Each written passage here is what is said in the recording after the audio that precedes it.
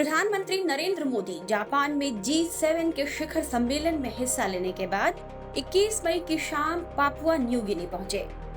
PM Modi forum for India Pacific islands cooperation के तीसरे summit में हिस्सा लेने के लिए पहुंचे। एयरपोर्ट पर पहुंचते ही पीएम मोदी का जोरदार स्वागत हुआ और कुछ अलग ही चौंकाने वाली तस्वीर वहां से देखने को मिली।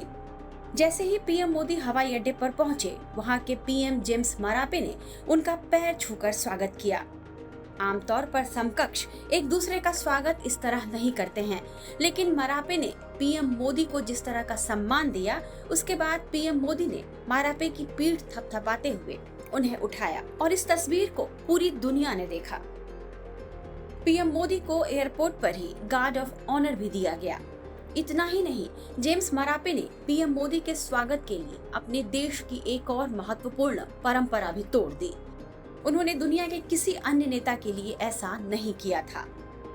दरअसल पापुआ न्यू गिनी देश का यह नियम है कि वहां पर सूर्यास्त के बाद आने वाले किसी भी नेता का औपचारिक स्वागत नहीं किया जाता है, लेकिन पीएम मोदी के सूर्यास्त के बाद भी पहुंचने पर उनका भव्य स्वागत किया गया।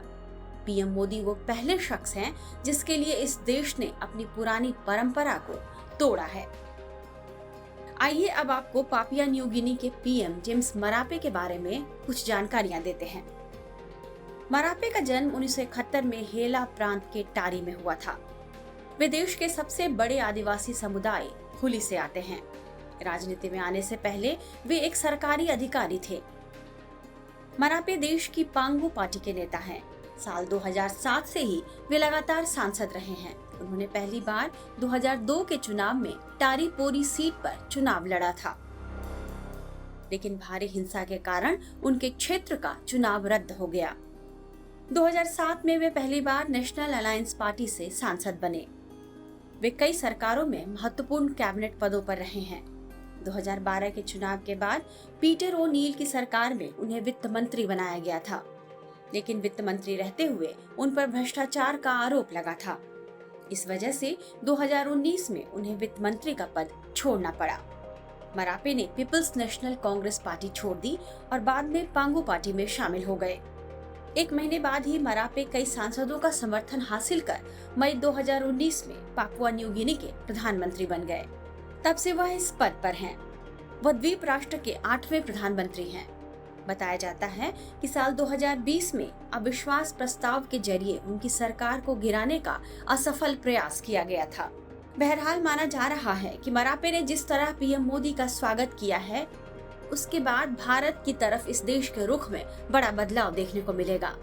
पिछड़ा देश होने की वजह से अब तक यह देश चीन के प्रभाव में रहा है, क्योंकि चीन ने यहाँ भारी निवेश किया है। पीएम मोदी की इस यात्रा को प्रशांत महासागर क्षेत्र में अपनी उपस्थिति को मजबूत कराने की दिशा में उठाया जाने वाला बड़ा कदम बताया जा रहा है।